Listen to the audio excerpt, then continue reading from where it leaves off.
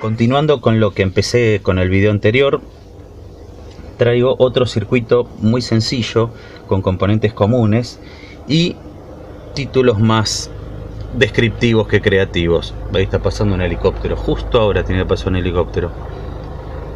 Parece que están buscando a alguien por acá. Bueno, no puedo. El helicóptero sí estaba buscando a alguien, porque estuvieron un rato más con las luces prendidas alumbrando los techos y después siguieron su camino. Volviendo a esto, el circuito que les muestro el día de hoy es un amplificadorcito muy sencillo, clase AB con una salida complementaria. No es un circuito de alta fidelidad, no es un circuito de grandes prestaciones, es de poca potencia, pero es bastante versátil.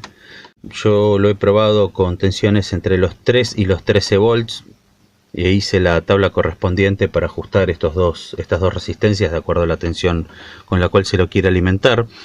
El consumo en reposo es bastante bajo, en el mejor de los casos alrededor de 3 volts.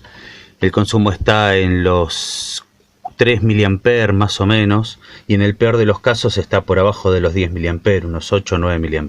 No hay mucho que explicar, más que hay que tener mucho cuidado con estas dos resistencias y elegirlas bien de acuerdo a la tensión de alimentación, porque si la elección es incorrecta, el amplificador va a distorsionar o, que es peor, se van a embalar en temperatura los transistores de salida y se van a terminar quemando. En general lo que se embala en temperatura es este con este.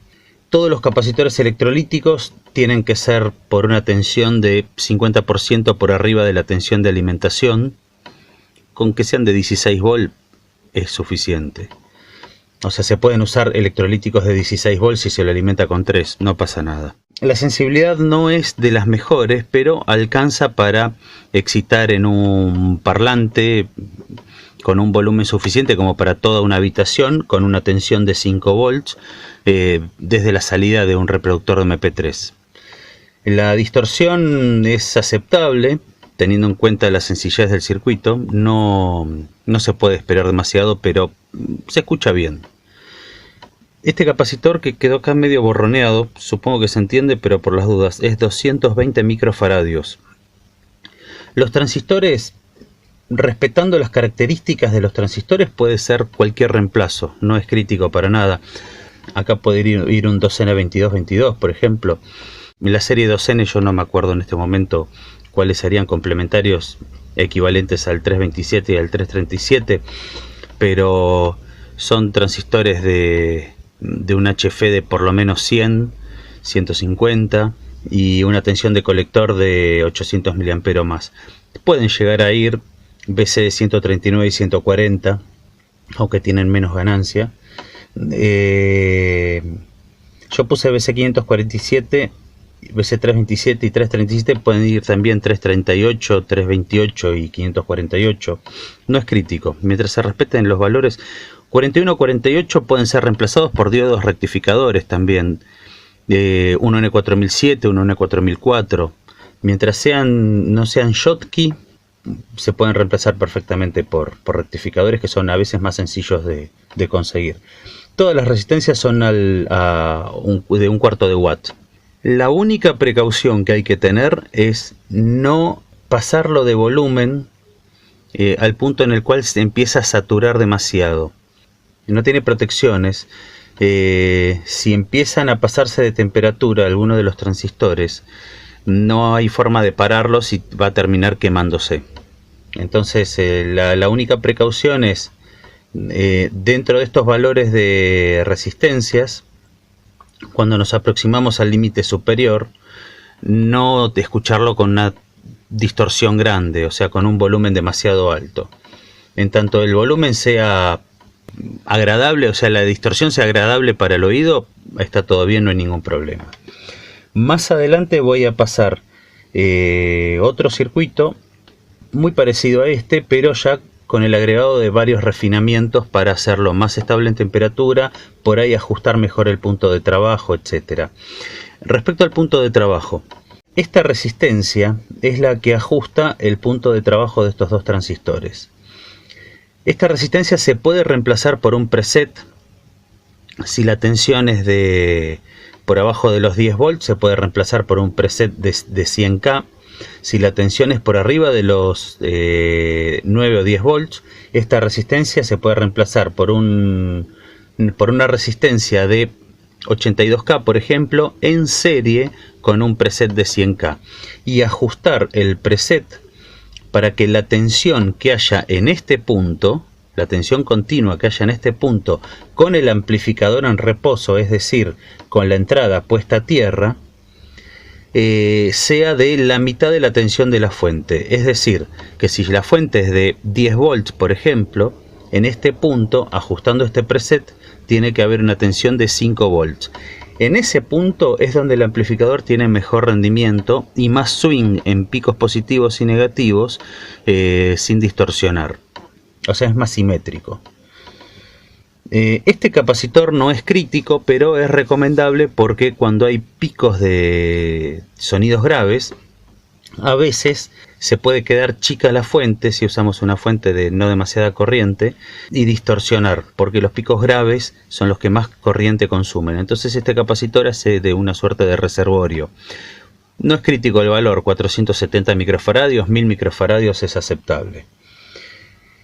Este capacitor que está acá sí es importante, porque si bien reduce un poco los agudos, lo que hace también es reducir la respuesta en frecuencia de todo el amplificador. Sin este capacitor, el amplificador sigue amplificando en frecuencias mucho más allá del alcance del oído humano y puede empezar a oscilar.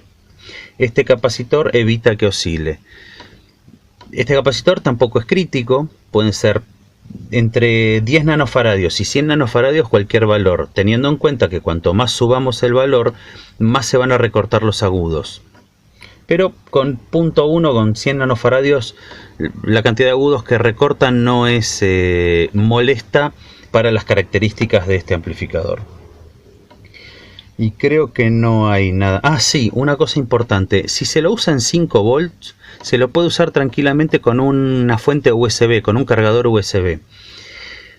Pero es crítico no conectarlo a una salida USB de una computadora. Hay muchos amplificadores comerciales baratos, de poca calidad, que vienen para conectarse al puerto USB, de estos parlantes con amplificador que vienen en kit en algunas computadoras y toman alimentación del puerto USB. Para mí eso no es aceptable, porque no siempre los puertos USB cumplen con todos los estándares, no siempre los amplificadores están bien diseñados, entonces puede llegar a haber un exceso de consumo que queme el regulador del mother. Pero con una fuente de alimentación USB, con un cargador de celulares, podría andar perfectamente, pero hay que tener en cuenta que los valores son estos, ¿no?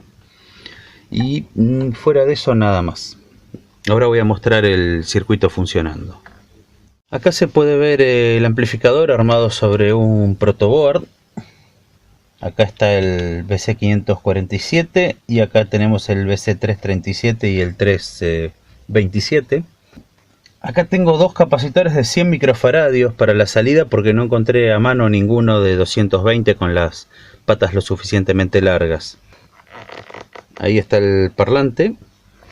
Y esto es una radio, como se puede ver, no hace falta que explique que es una radio, sintonizada en FM a la cual estoy transmitiendo desde un reproductor de MP3 con un pequeño transmisorcito de FM que armé. A ver si lo alejo un poco más.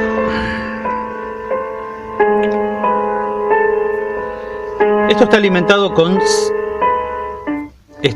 con 6 volts en este momento. Y nada, se puede ver que anda lo más bien. No voy a mostrar una versión armada sobre algún impreso o algún montaje más definitivo, porque no voy a armarme yo este amplificador. Voy a armar otro que voy a pasar en un futuro video.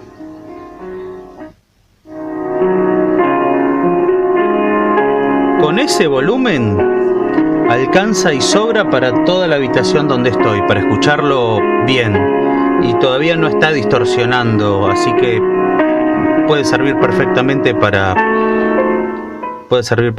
como amplificador para una radio, para un proyecto de radio de receptor, o incluso armar dos versiones para hacerlo estéreo y usarlo como parlantes potenciados para un reproductor de MP3 o cosas por el estilo.